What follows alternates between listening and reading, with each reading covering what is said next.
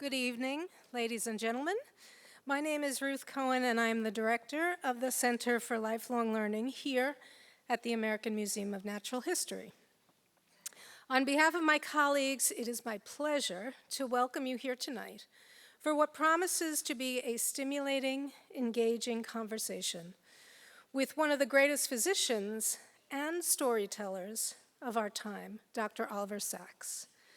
First, a couple of housekeeping details. Turn off your cell phones. They interfere with lifelong learning. No flash photography, please, in deference to our guest. Please take a moment at the end of the program to give us your feedback through the evaluation forms that have been handed out. For your trouble, we will enter you into a raffle to win tickets to the Margaret Mead Film Festival coming up here in November 10th through 13th, opening night or closing night, and you get a party. Tonight's lecture is part of a number of programs throughout the year that the museum produces to welcome audiences of all ages and all levels of curiosity to learn and experience science and culture. Our monthly Science Cafe series, a new adult course in a series on the science of attachment and other brain sciences, the parent-child bond coming up. You've seen some of these things on the screen. Our beloved documentary film festival, the Margaret Mead Film Festival, which is a feast of independent visions of world culture. And also opening November 19th, Beyond Planet Earth, the future of space exploration, which will be our latest exhibit. Hope to see you back here in November. Now it is my great privilege and pleasure to introduce Oliver Sacks and welcome him back to the museum. Dr. Sacks' influence is wide and profound and reaches medicine, science, culture, the arts. He is a doctor who has changed the practice of neurology. He is a philosopher who has changed how we perceive ourselves as humans, and indeed the very definition of perception. He is a storyteller and artist who can draw portraits that reach our hearts as well as our minds, and expand our compassion and understanding of one another. In the preface to his new book, The Mind's Eye, Dr. Sacks states that it is the patient's description of their experiences that stimulates exploration, that is the starting point of any treatment or diagnosis. Tonight, he will take us all on these amazing explorations. Ladies and gentlemen, let's welcome Oliver Sacks.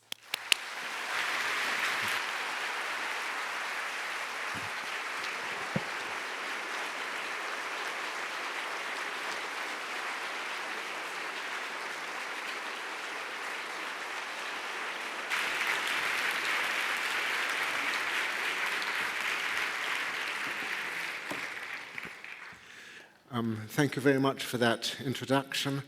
It's a great pleasure being here in the museum again, in my favorite museum, which I've come to almost every weekend since '65. I'm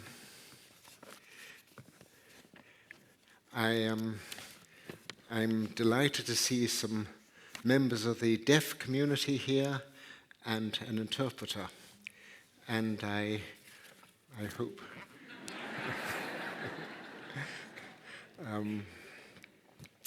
and you should watch him when you lose interest in what I'm saying. I will also say, since someone has been flashing a red light at me, that I prefer no photography. My retinas are sensitive and I don't want to be distracted. I think I should say a little bit about how this book started. Am I audible to all of you? Okay, I know I'm distressingly visible, and I wish I weren't.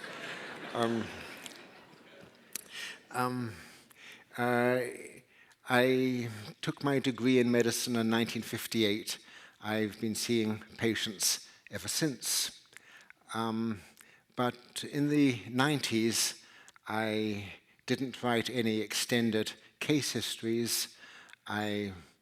Although I continued to see patients, I diverted myself with writing a memoir, Uncle Tungsten, and a travel journal, my Oaxaca journal. But then in 99, a patient came to see me. I think she had read The Man Who Mistook His Wife for a Hat, and she wondered, no photography, please. She wondered if something similar was going on with her. She gave me a story of how 9 years earlier, her name was Lillian Kalia. She was a very eminent concert pianist. There had been a change in a program, a sudden switch to a different Mozart piano concerto, and she flipped open the score to look at it and found it unintelligible. She saw everything clearly, the notes, the clefs, but it made no sense to her. And then some years later, she became unable to read, although she could still write, and she wrote me a letter. When I saw her, I found she could recognize almost nothing in the office, and I was bewildered as to how she had made her way to the clinic and how she managed. Shortly after she left, I couldn't find my medical bag, and then she came back saying that she'd been in a taxi and discovered that she had my medical bag. She said, "I am the woman who mistook the doctor's bag for her handbag." She said, but she had seen the scarlet tip of my reflex hammer there, and that gave her the clue. The one thing which had stood out when I examined her was that she was extremely sensitive to colors. I couldn't understand how she made sense of a visual world until I visited her apartment and found that everything was classified in terms of color, position, association. So she could recognize nothing in the ordinary way, but everything in an artificial way. She became very dear to me, as did her family. And when my father, who was a general practitioner in London, visited patients, he always looked in the refrigerator. I was not quite that bold, but Lillian would always provide me with schmaltz herring when I came on a neurological visit. And I think it's no good becoming a doctor to one's friends, but it's okay becoming friends with one's patients or one's doctors. And the first extended case history I'd written in 10 years then was my history on Lillian Kalia.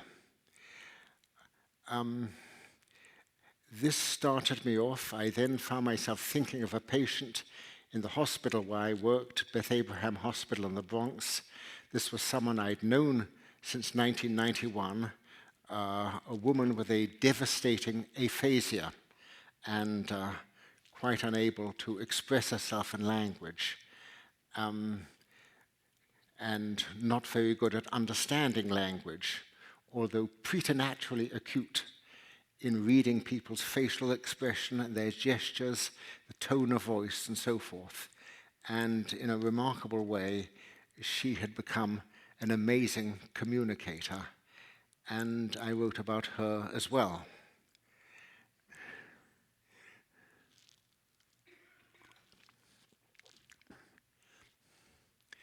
I hope the sipping is not monstrously amplified, but, or can you hear my heartbeat?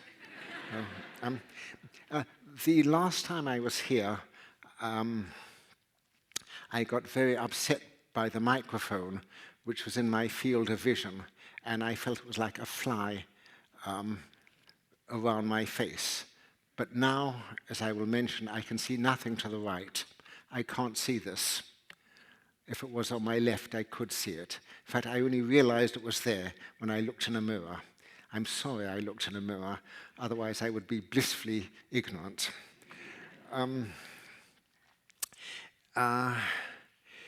I think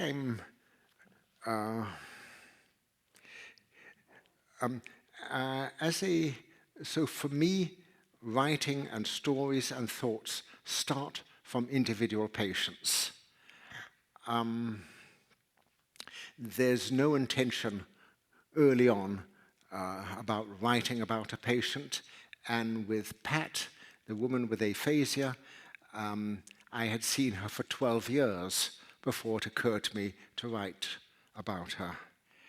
And then, of course, I spoke to her daughters, and she herself indicated with gesture that I should go ahead.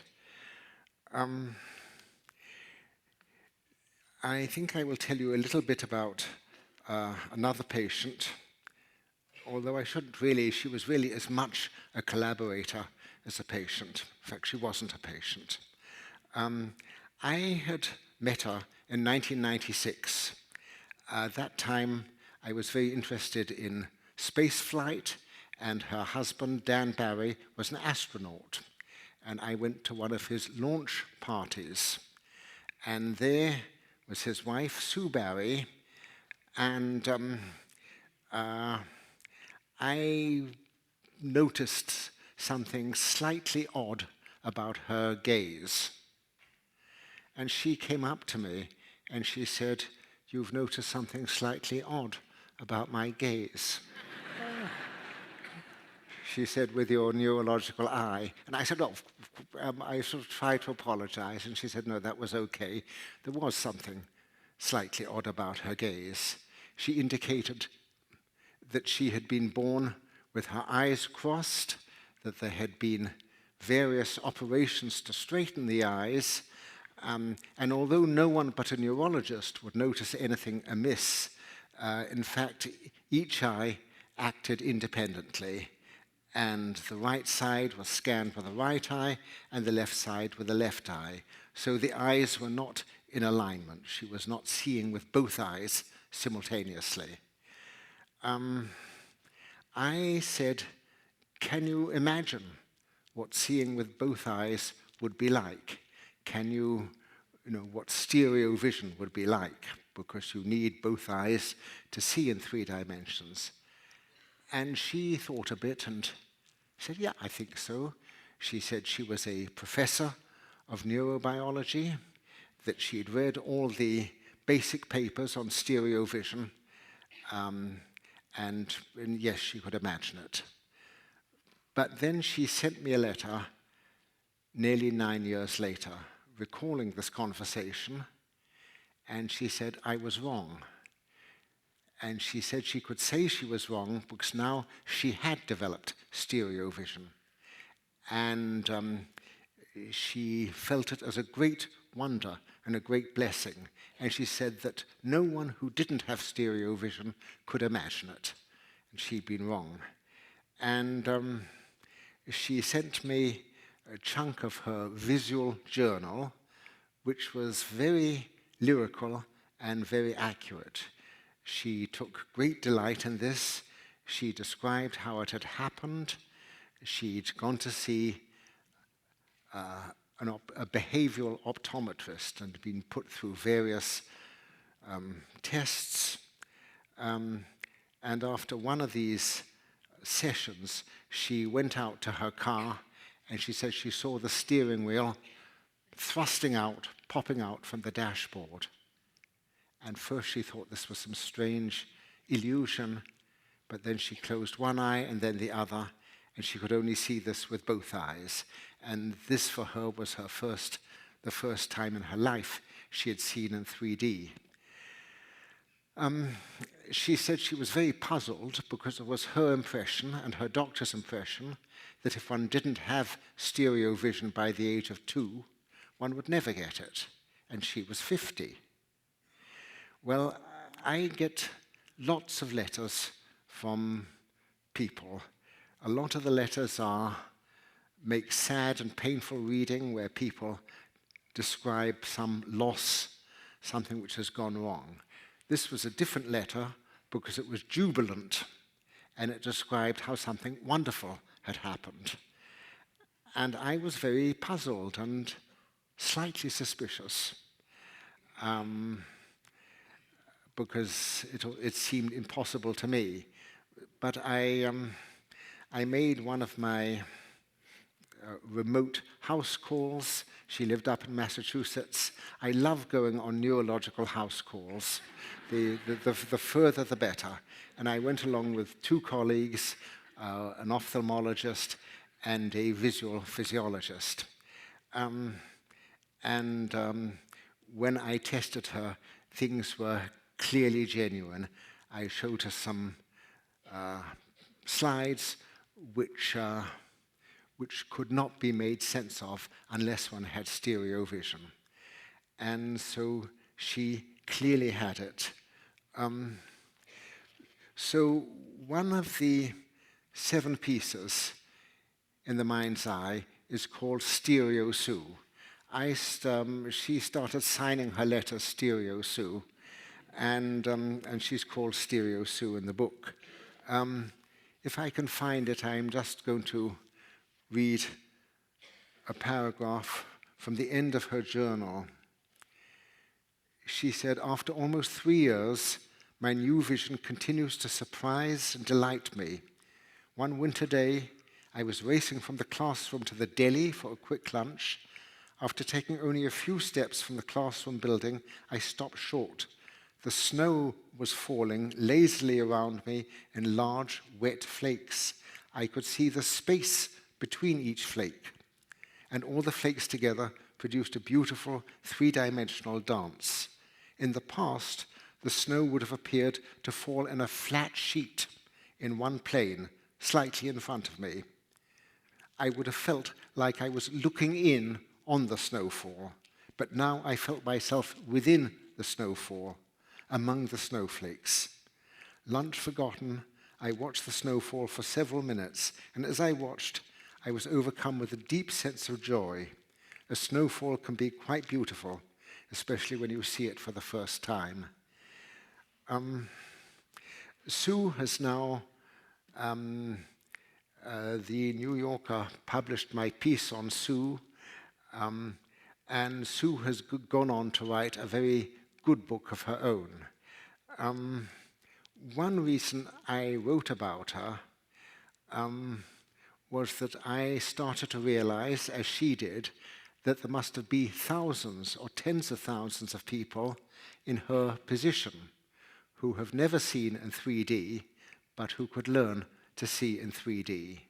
And so I think it's worth making that public.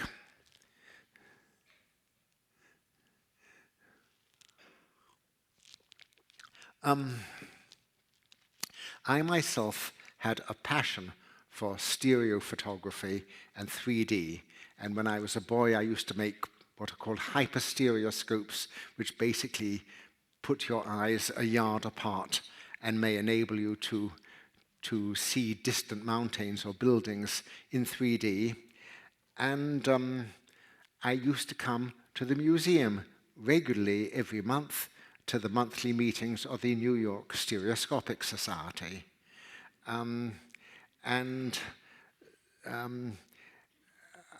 This obviously had prompted my question to Sue back in '96, can you imagine stereoscopy?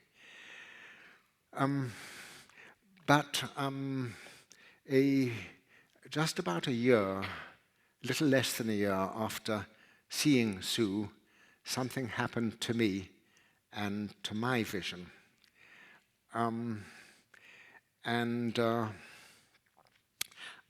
When this happened, I started keeping a journal, many journals. I am going to read you a little bit about how things started. It was in December of '05. Saturday morning, I'd gone for a swim, and then I went to a movie. But before the movie started and the previews, something suddenly started up, a glittering, flashing light to my left. and I was puzzled. I thought first it might be a visual migraine. One can get zigzags and bright lights with visual migraines, but this was clearly different, and it was clearly just affecting one eye. And I got panicked. I thought, am I going blind in that eye? Am I bleeding? Have I detached a retina? Or is it nothing? Will it just be better in 5 minutes? I stayed for part of the film, although I really didn't see any of the film because I spent all the while testing my visual fields.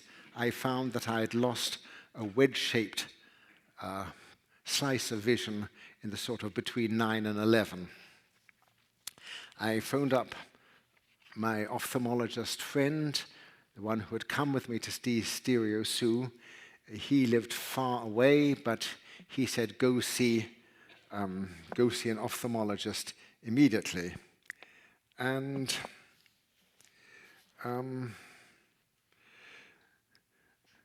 so usually I'm at the doctor end, but now I was at the patient end. A couple of hours later, I was in the ophthalmologist's consulting room. I told my story again, indicated the quadrant of blindness in my right eye. He listened carefully, looked non-committal, and after checking my visual fields, took his ophthalmoscope and peered into the eye. Then he put down the instrument, leaned back and gazed at me, I thought, with different eyes. There had been a certain lightness or casualness in him before. We were not exactly friends, but we were colleagues. Now suddenly, I was in a quite different category. I see pigmentation, he said, something behind the retina. It could be a hematoma, or it could be a tumor. If it's a tumor, it could be benign or malignant. He seemed to take a deep breath. Let's look at the worst case scenario, he continued. I cannot be sure what he said, for a voice had started up in my head shouting, cancer, cancer, cancer, and I could no longer hear him. Well, 2 days later, I saw a specialist, and he confirmed that this was a cancer, a melanoma behind the retina. He indicated this actually not verbally, but with a model. He had a model of an eye, and then he took something which looked like a small, shriveled black cabbage, and he put this in the eye, and that said to me, melanoma. When I was a medical student, melanoma was a death sentence. And in England, when judges pronounce the death sentence, they put on a black cap. And seeing this black melanoma had that feeling for me. But the surgeon, to whom incidentally I dedicate the book, immediately reassured me and said that melanomas in the eye are much more benign. And he said in the old days they would take the eye out, but now one could irradiate it, and laser it, and preserve vision, and probably never hear from it again.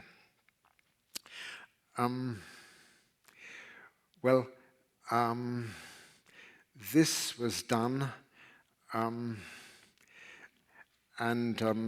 I enjoyed some vision with that eye.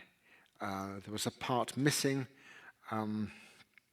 When I looked up at my 5-bladed fan, I only saw 4 blades, and then later I only saw 3 blades, and things started happening. Finally, vision in that eye became so distorted that I would close it voluntarily. In particular, people became attenuated, insect-like creatures, slightly tilted to one side. My journal and my book has pictures. I'm not very good at drawing. They're rather Thurber-like pictures. And anyhow, you'll see my picture of what happened to human beings. You'll say, but this was only with the right eye, but it somehow infected vision altogether. Then in June of '07, I lost all central vision in that eye, and it was something of a relief to me, although rather terrifying. In the evening of the lasering, I took off the dressing and I looked in the mirror and I couldn't see my head. I could only see from here down. Now, losing central vision in that eye, I lost my especial pleasure and pride, which was stereo vision. I don't know how visible this will be. Oops, if I can find what I want.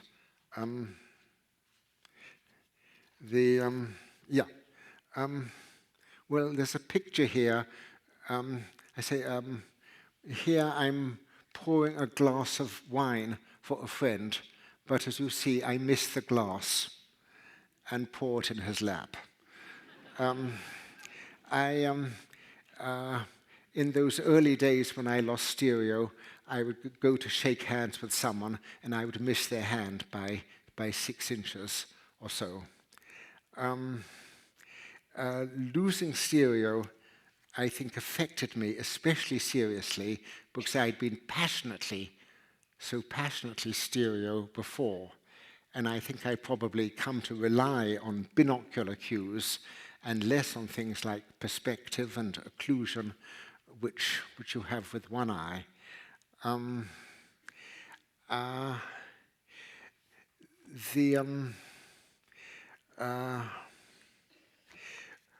4 years later, I've made some accommodations to this, but only some.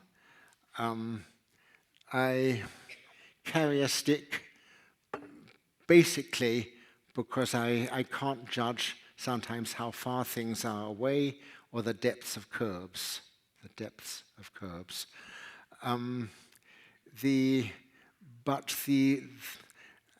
If all of you were to close one eye,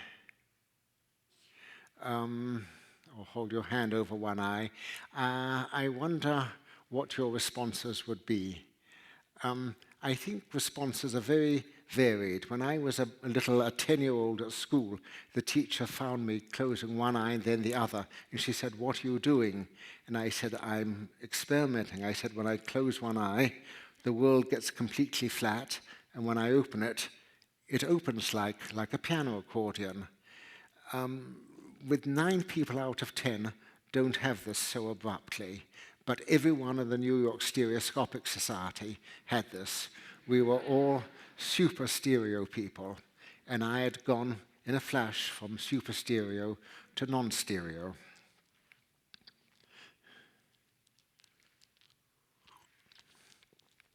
I sometimes, if dreams can afford reliable testimony, I sometimes have stereo dreams. And when I wake up to the appallingly flat world I'm in, where there's a sort of visual chaos that looks as if the fan is about to hit my reading lamp, I know that they are 6 feet apart, but I can't see that 6 feet of apartness. There is no distance between everything. It's all flat and on one plane. Although I will say there are occasional advantages, one advantage I think is that I've become more sensitive to paintings and photographs because, of course, these depict a 3-dimensional world on one plane. Before this happened, I used a stereo camera myself, and my sense was very much of objects in space at different distances. And now for me, there are just outlines all on the same surface. This can produce many strange illusions. I'm going to just find another page in the journal. Yeah. Another one of my peculiar pictures there. An appalling sight this morning in the parking area at Chelsea Piers. An enormous truck on top of my car. My immediate feeling was, my God, they allow things like this. My first feeling was of a hideous accident, that the truck, in its folly, I have difficulty reading my own writing, became impaled on my car and would be crushing it by its weight. And then I realized that the truck was the other side of the garage, but I couldn't see that it was 30 yards behind my car. It was just sitting on my car. This sort of illusion is, well, perhaps some of you have this. But I still had a little peripheral vision, and that was very important. Then 2 years ago, I bled into the eye, which took away all vision. I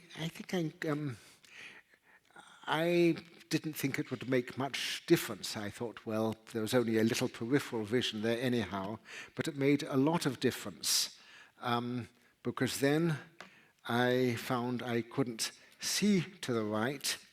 I'm going to read a little bit.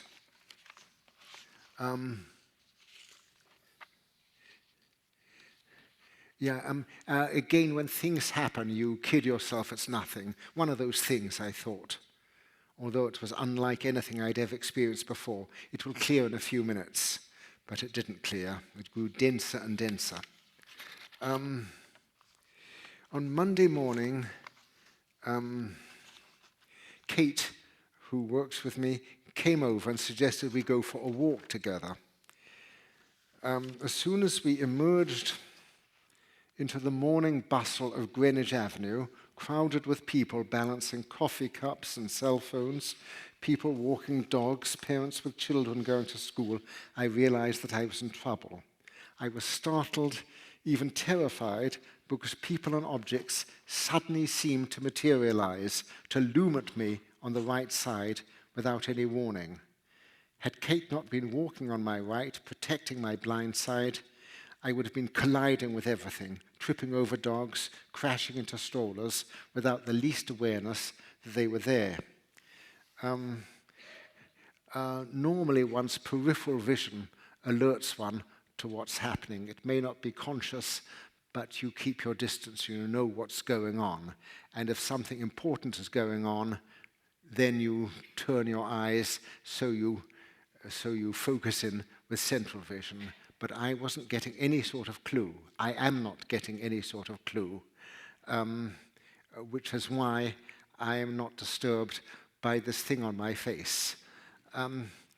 Because not only can I not see it, but there's a sort of neglect of the right. I don't entirely believe that there's anything on my right. So let me, if I can,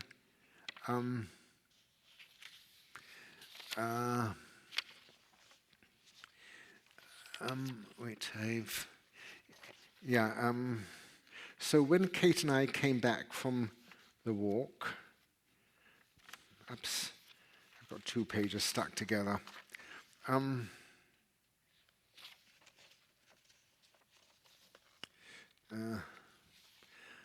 I can't find what I want.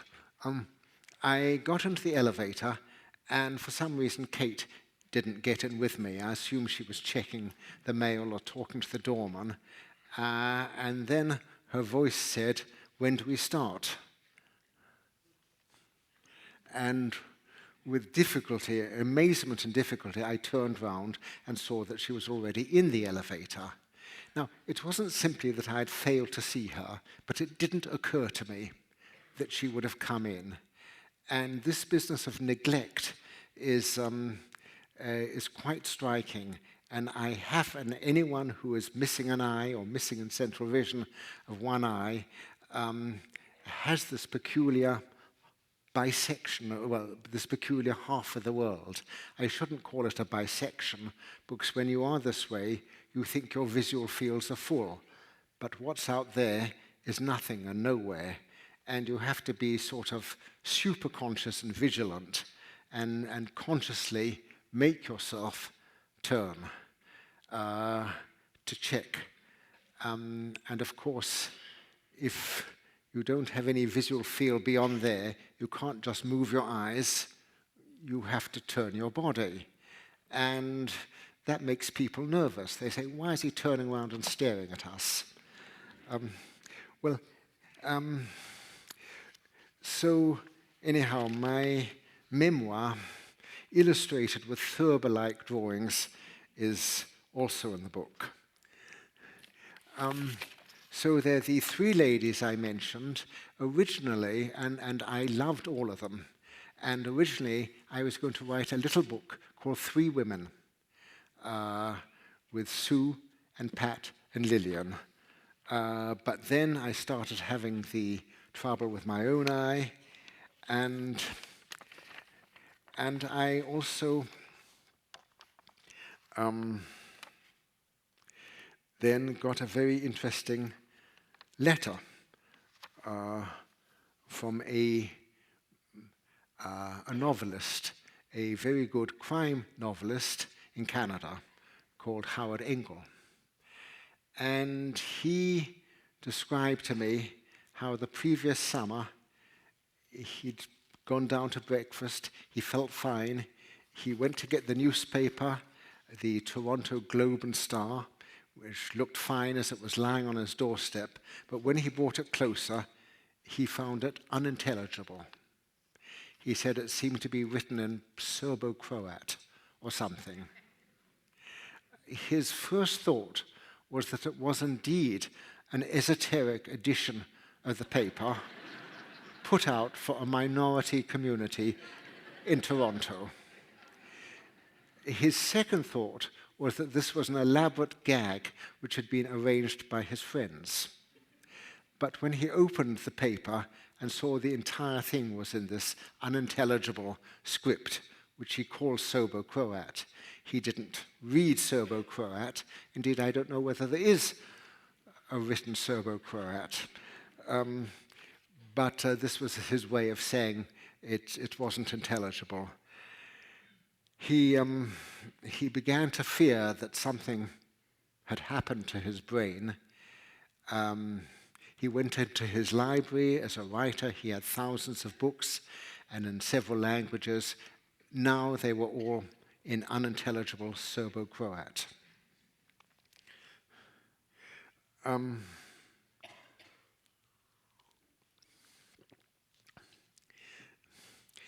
If this happened to any of you, we live in a world full of signs and letters, notices of every sort. But if you're a writer and you can't read your own books, he went along, he woke his son, who was 12 years old. They went along to a hospital, and there the diagnosis was confirmed that he'd had a small stroke affecting a restricted visual area in his brain, and really knocking out reading, but essentially nothing else. He didn't realize until a nurse suggested it to him. She said, "Why don't you write something?" He said, "I can't write because I can't read." And she said, "Try." She put a pen in his hand, and he signed his name and had no difficulty, and then wrote. And people who have this condition can write perfectly well. It has, like a lot of medical conditions, a Latin name. They call it alexia sine agraphia, inability to read without inability to write. So he then realized that perhaps he could write a book, but what was the use of writing a book if he couldn't read it and couldn't check it? Well, he something rather strange happened, which took him by surprise. I think if I can find it, I will.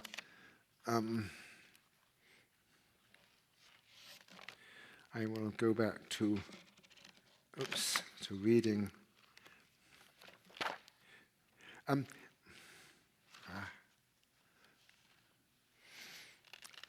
I organized all this so carefully, and now I can't find anything. Wait. Wait, it's. Yeah, I think here we are.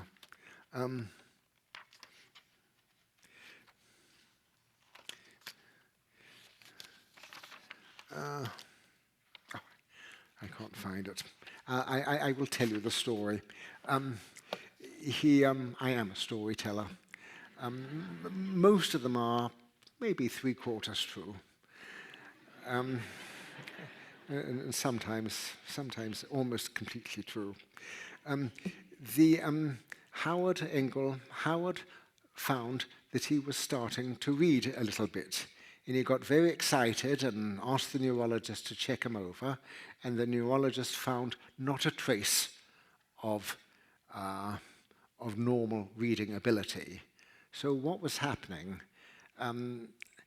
We put this together, which wasn't entirely easy because this was largely unconscious. Howard had taken to copying the shapes of letters, easier if it was handwriting than print, with his finger. He would just sort of go along like this, and basically, in a way, writing or copying with his finger. And then this spread to his tongue, and he would copy what his eyes were scanning on the roof of his mouth or the back of his teeth. I've said that people who lose reading still have writing. So for him, essentially, he was reading by writing with his tongue on the back of his teeth. It's still sort of slow, but he can get through a Dickens book. It may take him a month, whereas it would have taken him 2 days before. But I found this very amazing, and it brought home to me that there are always ways, and there are nearly always ways, round a problem. You may not think of them yourself, but your brain somehow does so. By accident, you will stumble on something like this, as Lillian, the pianist, really had stumbled on the preservation of color and using color to organize a world.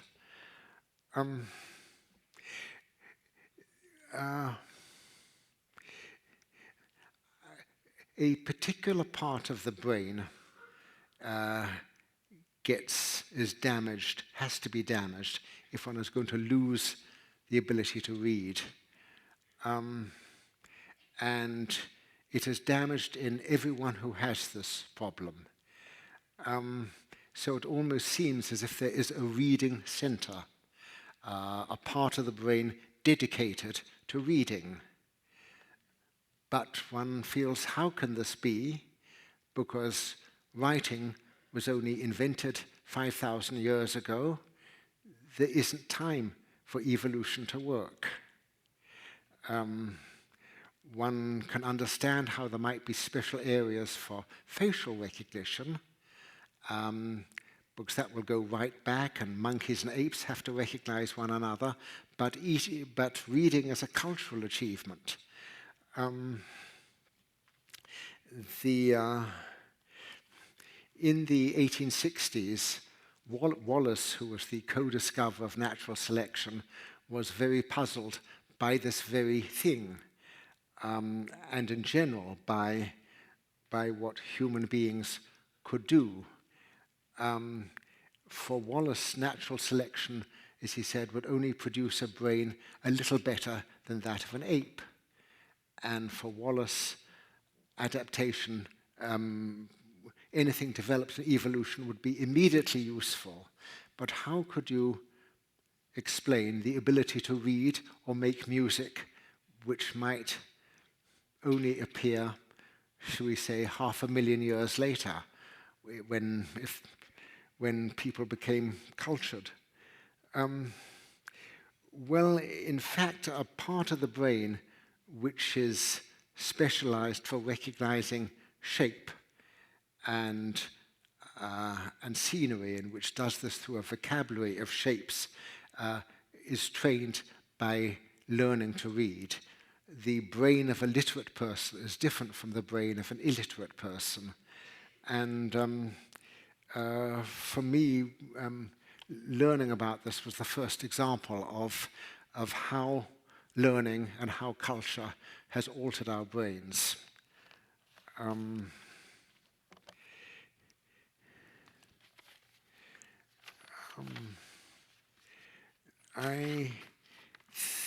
going to talk a little bit about something else, which is recognizing faces.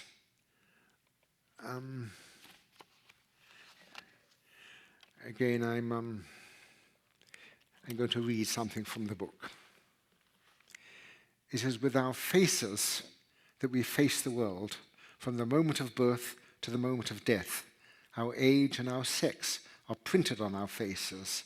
Our emotions, the open and instinctive emotions which Darwin wrote about, as well as the hidden or repressed ones which Freud wrote about, are displayed on our faces, along with our thoughts and intentions. Though we may admire arms and legs, breasts and buttocks, it is the face, first and last, which is judged beautiful in an aesthetic sense, fine or distinguished in a moral or intellectual sense. And crucially, it is by our faces that we can be recognized as individuals. I have had difficulty recognizing faces for as long as I can remember. I didn't think too much about this as a child, but by the time I was a teenager in a new school, it was often a cause of embarrassment. My frequent inability to recognize schoolmates would cause them bewilderment and sometimes offense. It did not occur to them, why should it, that I had a perceptual problem.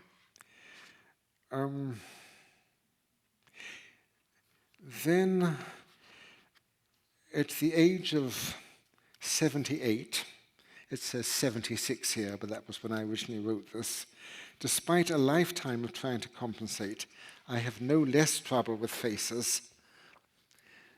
I'm thrown particularly when I see people out of context, even if I've been with them 5 minutes before.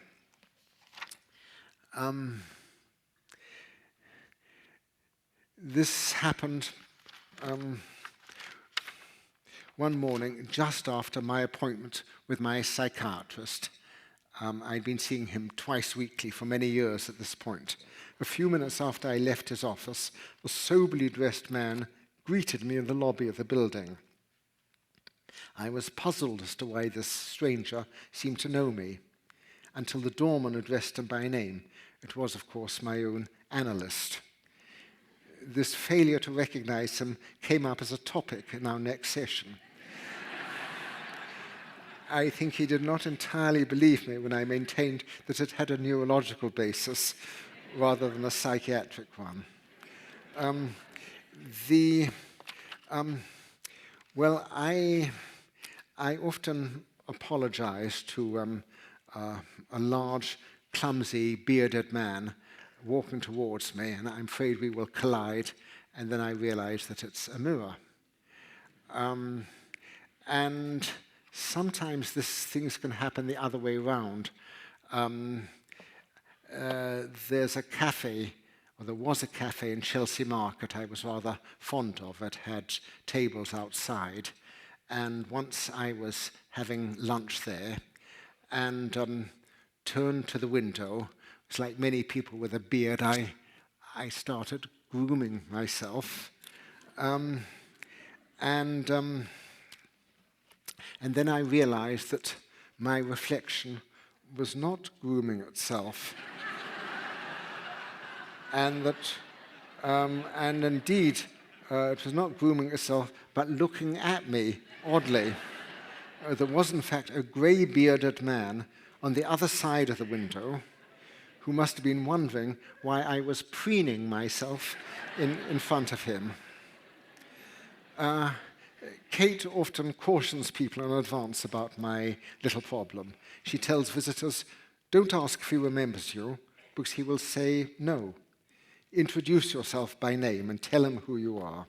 And to me, she says, don't just say no. That's rude and will upset people. Say, I'm sorry, I'm awful about recognizing people. I wouldn't recognize my own mother. I did recognize my own mother, usually. Well, I have an older brother. I had an older brother who had gone to Australia when I was a teenager. And I met him again for the first time in more than 30 years in 1985. And I found that he had exactly the same problem with faces and also with places. He was a doctor in Sydney, and his wife would always bring in the chart on a patient before the patient came in, because she knew that he would fail to recognize the patient, even if he'd seen the patient the day before or the week before. And I was a little puzzled by this and started to wonder whether this could be a family thing or a genetic thing. Prior to that, I just thought of it as a sort of idiosyncrasy, and in fact, I thought it might have been due to absent-mindedness or not paying attention. I didn't quite know what it was. In 85, 86, when my book, The Man Who Mistook His Wife for a Hat, came out, I started to receive a lot of letters from people who said that they also had problems of recognition, not as bad as Dr. P, but that their problems were lifelong. For example, here was one letter in 91. A woman wrote me saying, I believe that 3 people in my immediate family have visual agnosia, my father, a sister, and myself. We each have traits in common with your Dr. P, but hopefully not to the same degree. My father was unable to recognize his wife in a recent photograph. At a wedding reception, he asked a stranger to identify the man sitting next to his daughter, my husband, of 5 years at the time. I have walked by my husband while staring directly at his face on several occasions without recognizing him. Unlike Dr. P, I feel I can read people well on an emotional level. This was one of dozens of letters I started to get, and I began to wonder. Neurologists had written about sudden loss of ability to recognize faces as a result of a stroke or a head injury. But here were people saying they were born this way and that it had been lifelong. I wondered whether there was a condition, a lifelong condition of being unable to recognize faces, which was being disregarded, which had never attracted either medical or public attention.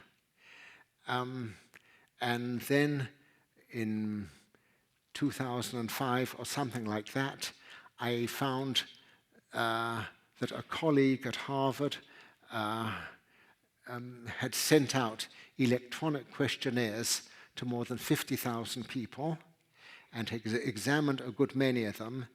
And he had come to the conclusion that somewhere between 2 and 3% of the population were fairly severely face blind, enough to get into trouble and to need help, even though some of them might not realize it because they had become so good at recognizing people by their clothing, their movements, the way they walked, their voice, their context, or whatever.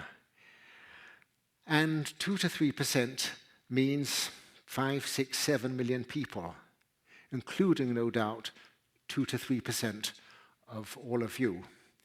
And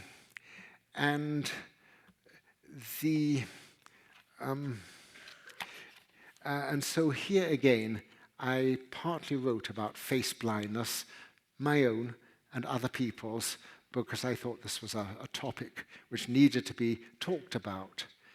There are a number of topics which have been secret. No one talked about dyslexia a few years ago. Now it's known that a substantial minority of children have dyslexia, and sometimes heightened visual or musical abilities going along with the dyslexia, and there are forms of teaching which make life much easier for them. There need to be something for the face blind. I am usually helped with by Kate or someone. I really have to have a recognizer with me, but that's a problem, and quite a common one. And again, there is a particular part of the right hemisphere which is concerned with the identification and the representation of faces. If people have hallucinations of faces, which is something I will be writing about one of these days, you find activity in this face area heightened. You can show it's a face area by putting people in a functional brain imaging and showing them photos, and the area will immediately spike when they see a face. So seeing faces seems to be built in evolutionarily, but it also depends on early life. Now, I haven't been watching the time, and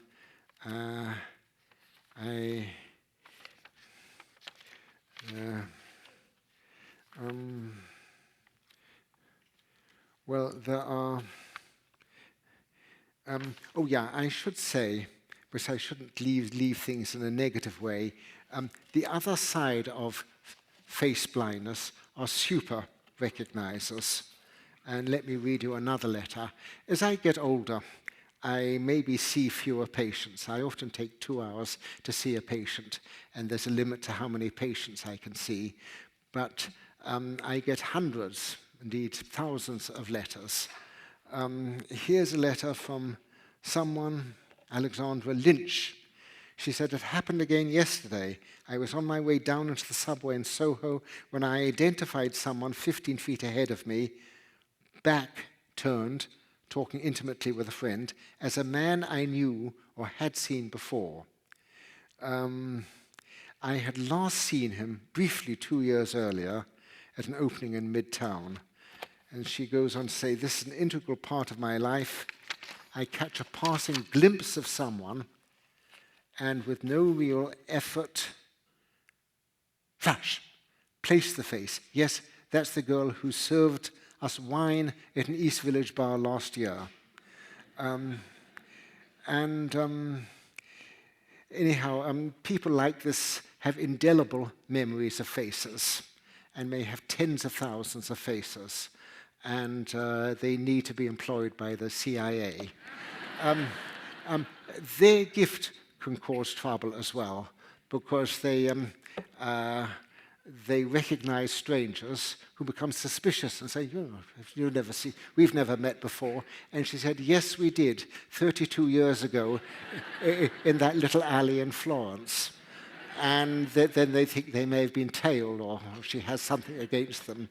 So in fact, there's a whole spectrum. Most people are in the middle, but down at one end are people like me or worse, and they come much worse than me. And at the other end are the super recognizers. Now, I think at this point, it's a little after 8 o'clock. I should stop and be open to your questions. But thank you very much for your attention.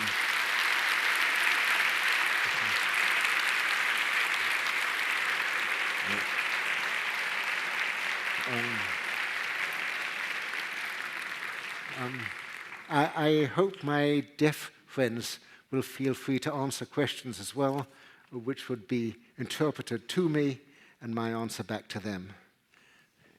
And Haley, who works with me, will help me with your questions because I'm rather deaf, as well as rather blind and rather lame. I hope the central nervous system is roughly intact. Hi, Haley. So we have some microphones up here in the front of the auditorium. If you'd like to ask a question, please come up and speak clearly and closely into the microphone. Dr. Sachs, in your discussion of stereo Sue, you made the point that you thought it was important to write about because you suggested that somehow or other things could be improved in people, which suggests that there's some mechanism that you're suggesting that could do this in someone who didn't have stereo vision. What was the last question? You're suggesting that there's a mechanism that can be improved if you Yeah, don't right.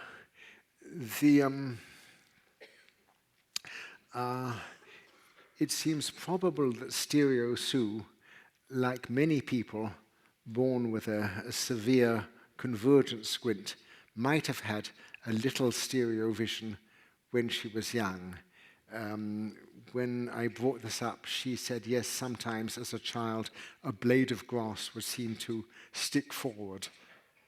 But then she'd lost that and more or less forgotten about it until I brought this up. You have to have two good eyes. Some people who have a strabismus may lose the sight in one eye. The brain may suppress the sight in one eye. But the alternate is you have good sight in both eyes. And then it really may require quite elaborate training. Sue herself has written about this, but there are, the brain essentially has to have two pictures, images corresponding to what the two eyes see, and the differences between these two pictures are interpreted as depth. And when stereoscopes were invented in the 1830s, originally they would have geometrical drawings, a cube slightly tilted in one drawing, a scene.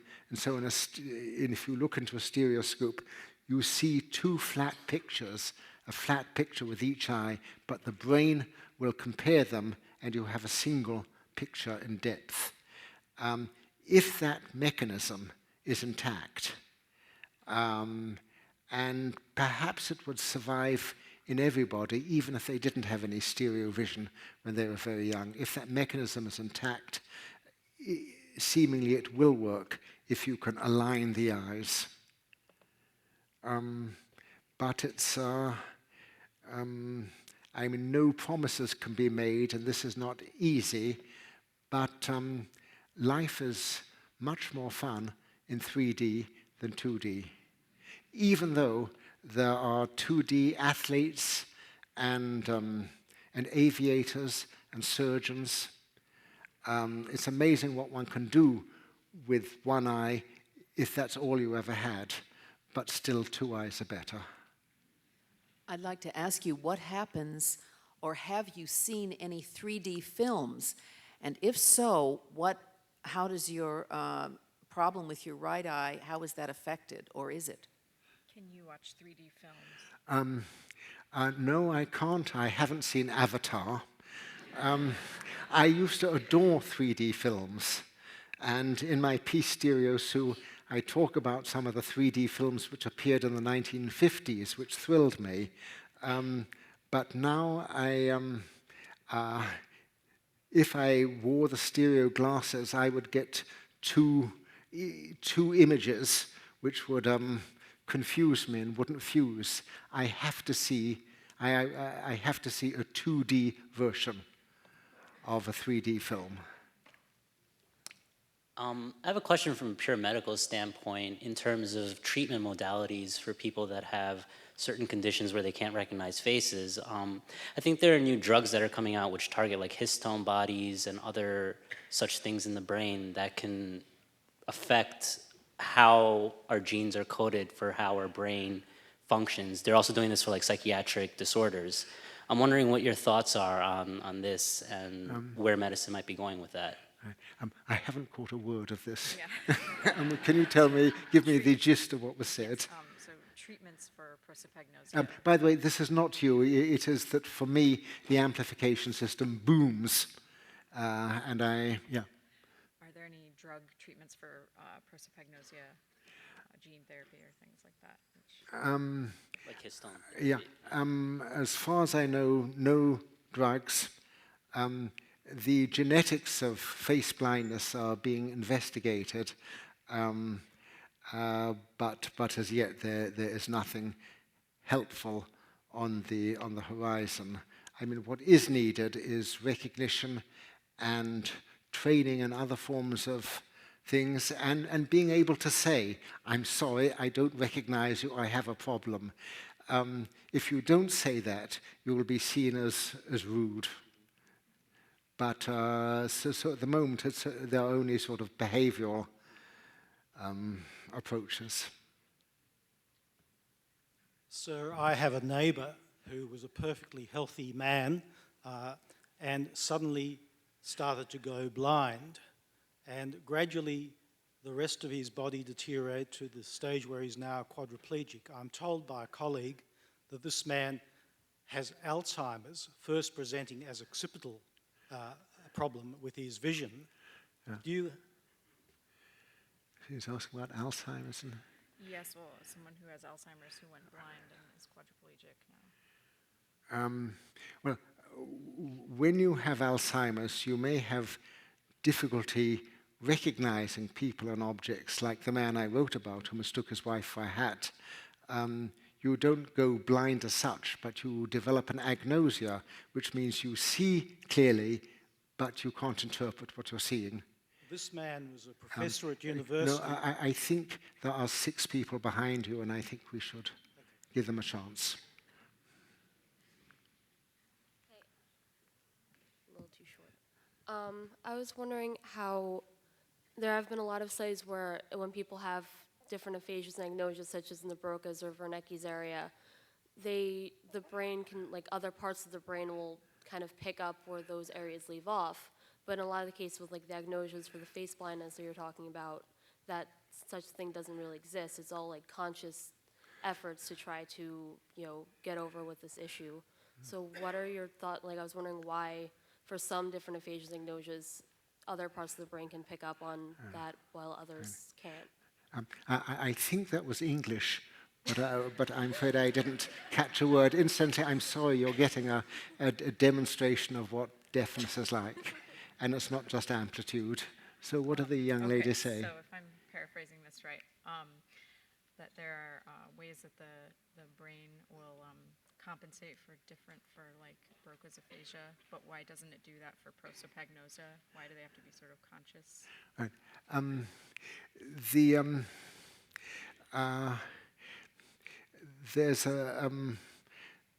The brain can only compensate to some extent. There's a fairly small area which has become specialized for face recognition, and if that's knocked out, it's knocked out.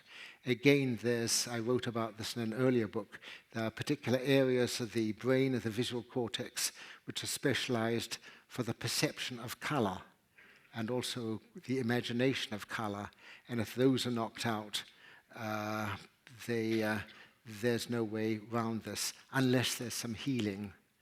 But at the moment, there doesn't seem to be that much adaptation of the brain there.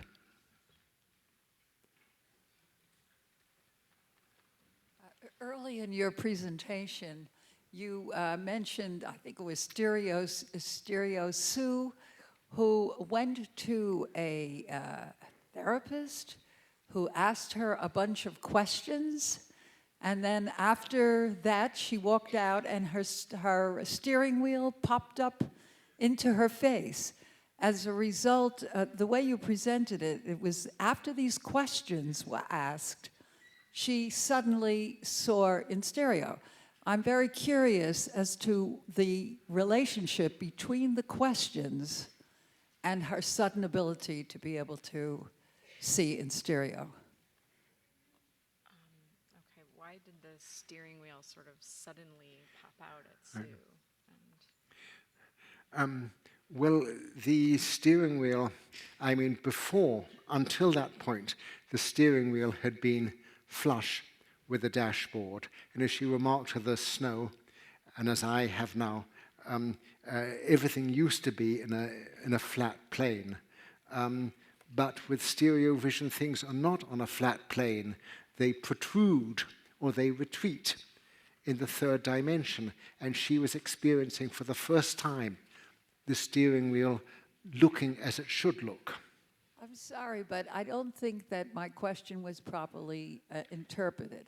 So I want to know what the therapist that she saw that afternoon before she went to drive her car I'm sorry.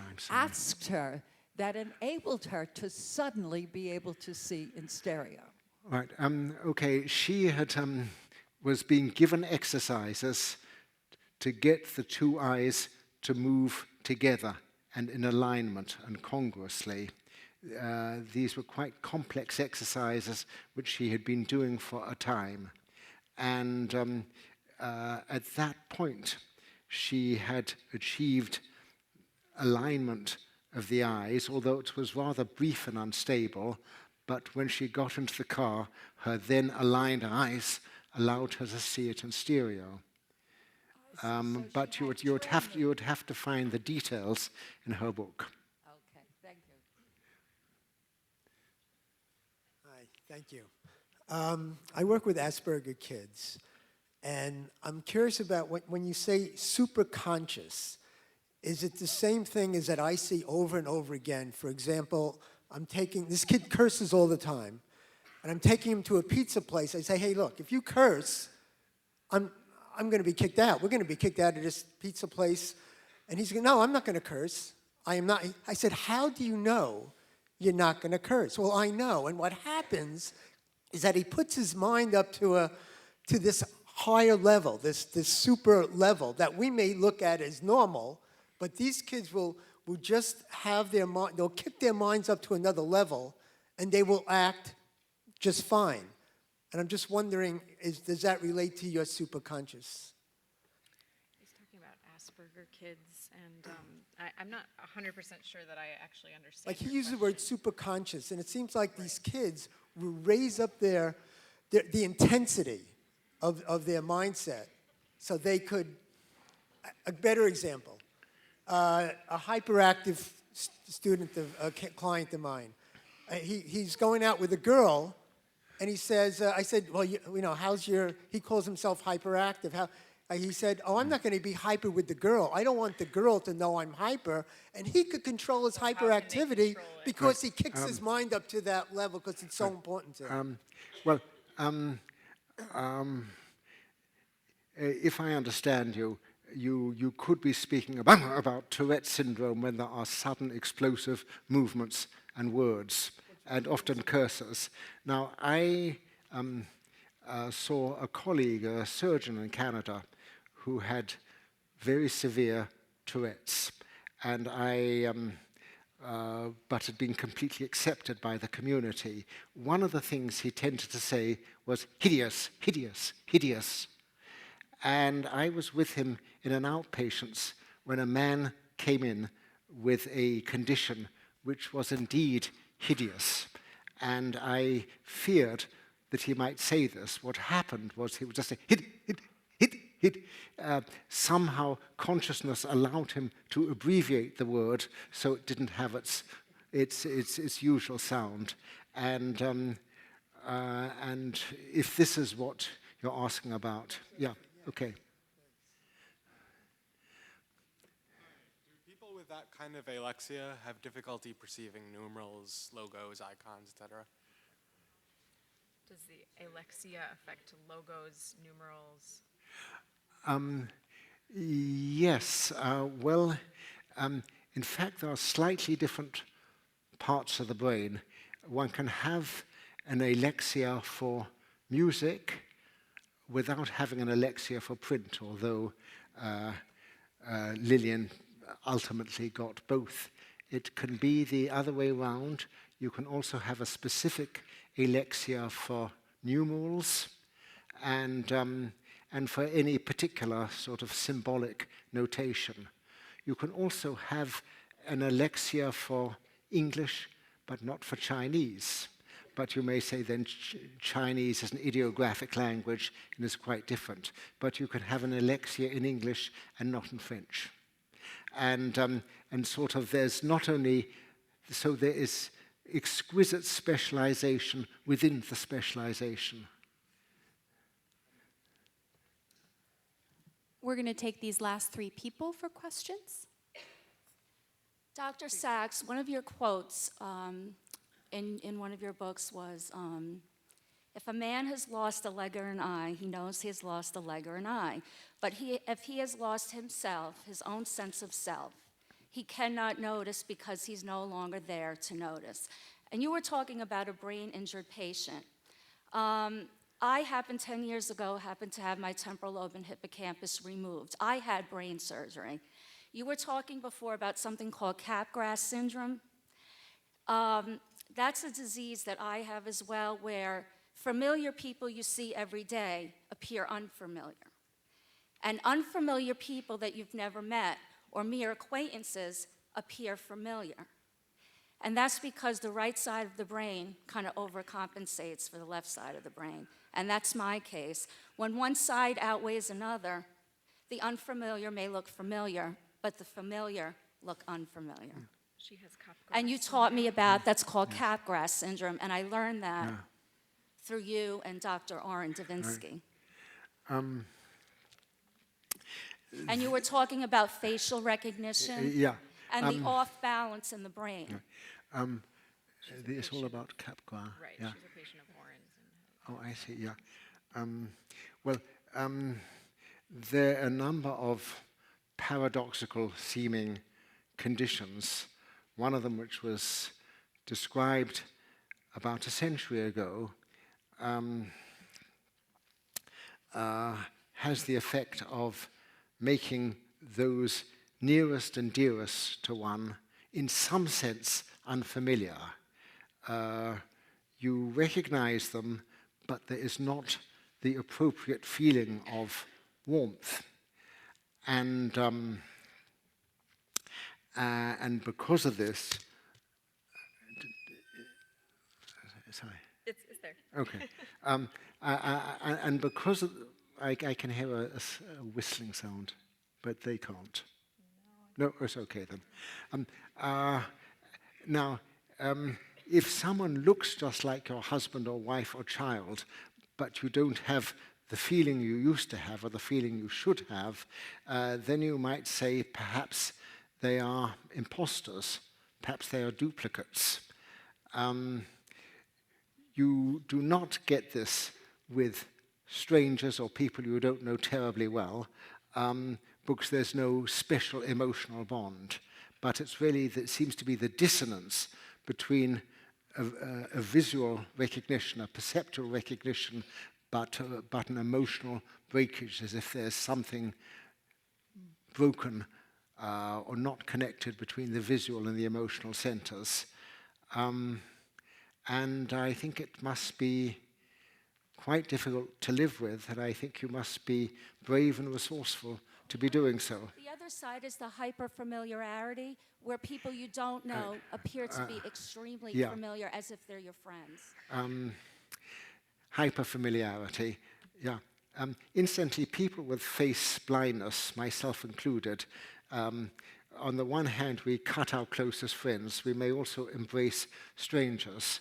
I was at a party recently, and when the door was opened, I I said to my hostess, lovely, see you again, and kissed her. And she said, she says, your hostess is over there.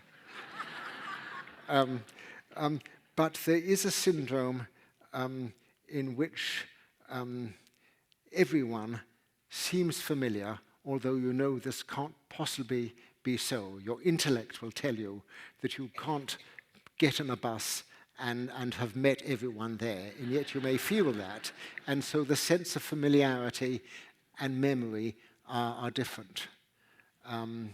But that too is very intriguing. And you're in very good hands with Dr. D, the best. Thank you. I'd just like to ask if it's physically possible to have a modicum of stereo vision with one eye, or whether the fact that when I cover an eye, I see very little difference between one eye and double. Does that mean I have very low stereo vision, or is it just my brain compensating, knowing what I should see? Can you have any stereo vision with one eye? You're asking if you can have stereo vision Yeah. with only Is it possible, because I have essentially the same depth of perception with one or two? How do you explain that? So she feels like she has depth perception with one eye, the same as with two. And she's asking if that's just compensation or some other mechanism, or if that's actually stereo vision with one eye. I've had a lot of letters from people who have lost one eye but maintained that they somehow regained stereo vision. I suspect that this is an illusion, and a very nice illusion, made possible by the fact that monocular cues of perspective and occlusion and so forth have been heightened.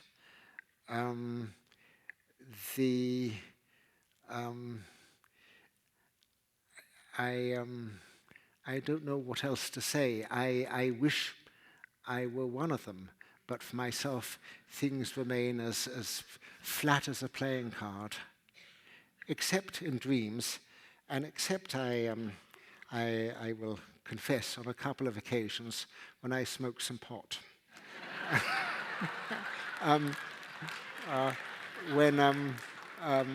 When some flowers I was looking at seemed to thrust out towards me. Thank you, I'll try that. It didn't last. What are you planning to write next? Oh, what are you writing next? I've just finished writing a book on hallucinations. I finished on Thursday, and I got word from my editor today that he liked it, and I